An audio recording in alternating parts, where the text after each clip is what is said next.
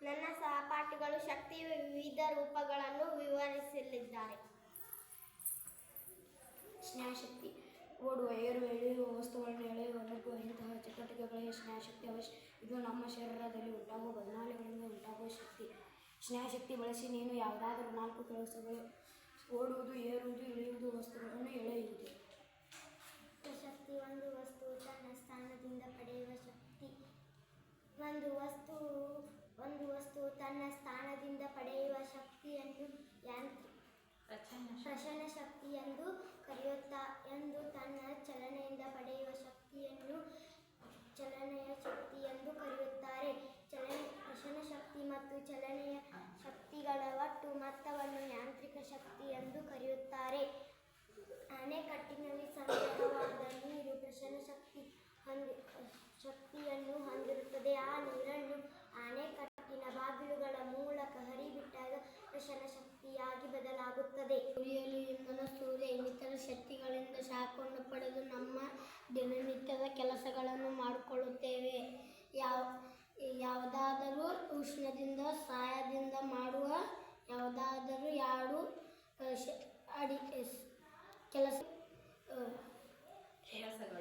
ಕೆಲಸಗಳು ಅಡಿಗೆ ಮಾಡುವುದು, ನೀರು ಕಾಸುವುದು. ಸೌರಶಕ್ತಿ ಭೂಮಿಯ ಮೇಲಿರುವ ಎಲ್ಲ ಶಕ್ತಿಗಳ ಮೂಲ ಆಕಾರವೇ ಸೂರ್ಯ. ಸೂರ್ಯನಿಂದ ಪಡೆಯುವ ಶಕ್ತಿ ಸೌರಶಕ್ತಿ ಎನ್ನುತ್ತಾರೆ. ಜೀವಿಗಳು ಬದುಕಲು ಸೂರ್ಯನ ಶಕ್ತಿಯನ್ನು ಅವಲಂಬಿಸಿವೆ.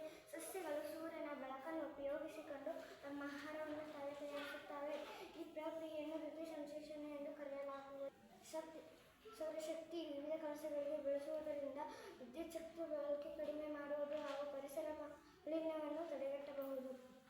ವಾಯುಶಕ್ತಿ ಆಕಾರಗಳನ್ನು ಚಲಿಸುವ ವಾಯುಗಾಳಿ ತನ್ನಲ್ಲಿ ಶಕ್ತಿಯನ್ನು ಹೊಂದಿರುತ್ತದೆ. ಇದನ್ನು ಪವನಶಕ್ತಿ, ಗಾಳಿಶಕ್ತಿ ಎನ್ನುತ್ತಾರೆ. ಅಂಗೈಕ ಶಕ್ತಿ ಹರಿಯುವ ನೀರು. ಶಕ್ತಿಯಾಕಾರ ಹರಿಯುವ ನೀರು ಶಕ್ತಿಯ ಮೂಲದಂತೆ ಬಳಸಬೇಕಾದರೆ ಅದನ್ನು ನದಿಗೆ ಅಡ್ಡಲಾಗಿ ಕಟ್ಟಿದ ಅಣೆಕಟ್ಟುಗಳಿಂದ ಸಂಗ್ರಹಿಸಬೇಕು.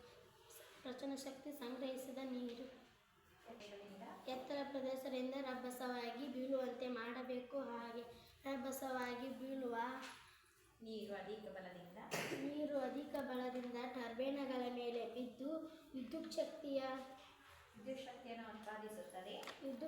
ಉತ್ಪಾದಿಸುತ್ತದೆ. ಇಂತಹ ಜಲವಿದ್ಯುದಾಗಾರಗಳನ್ನು ಜಲವಿದ್ಯುತ್ ಉತ್ಪಾದನಾ ಕೇಂದ್ರಗಳು ಎನ್ನುತ್ತಾರೆ. ವಿದ್ಯುತ್ ಶಕ್ತಿ ಇತ್ತೀಚಿನ ದಿನಗಳಲ್ಲಿ ಮನುಷ್ಯ ತನ್ನಲ್ಲೇ ದಿನನಿತ್ಯದ ಸಹಾಯದಿಂದ ಸುಲಭವಾಗಿ ಮಾಡುತ್ತಾನೆ. ವಿದ್ಯುತ್ ಬಳಕೆಯ ಮೂಲಕ ಸ್ವಲ್ಪ ಸಮಯದಲ್ಲಿ ಅಧಿಕ ಕೆಲಸ ಸಾಧ್ಯವಾಗುತ್ತದೆ.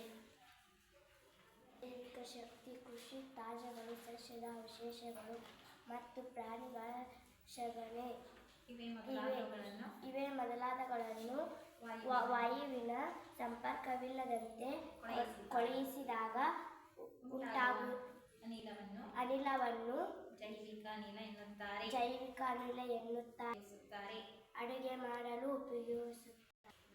ರಾಸಾಯನಿಕ ಶಕ್ತಿ ವಸ್ತುಗಳ ನಡುವೆ ರಾಸಾಯನಿಕ ಕ್ರಿಯೆ ನಡೆದು ಶಕ್ತಿಯನ್ನು ಉಂಟುಮಾಡುತ್ತದೆ. ಉದಾಹರಣೆಗೆ ವಿದ್ಯುತ್ ಕೋಶಗಳಲ್ಲಿ ರಾಸಾಯನಿಕ ಕ್ರಿಯೆ ನಡೆದು ವಿದ್ಯುತ್ ಉಂಟಾಗುತ್ತದೆ. ಇಂಧನ ಶಕ್ತಿ ಪರಿಸರದಲ್ಲಿ ದೊರೆಯುವ ಇನ್ನೊಂದು ಶಕ್ತಿ ಇಂಧನ ಶಕ್ತಿಯಾಗಿದೆ.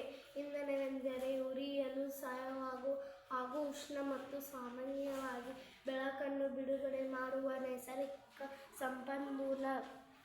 ಇದನ್ನು ವಿದ್ಯುತ್ ಶಕ್ತಿ, ಉಷ್ಣ ಶಕ್ತಿ ಮತ್ತು ಯಾಂತ್ರಿಕ ಶಕ್ತಿಯನ್ನಾಗಿ ಪರಿವರ್ತಿಸಬಹುದು.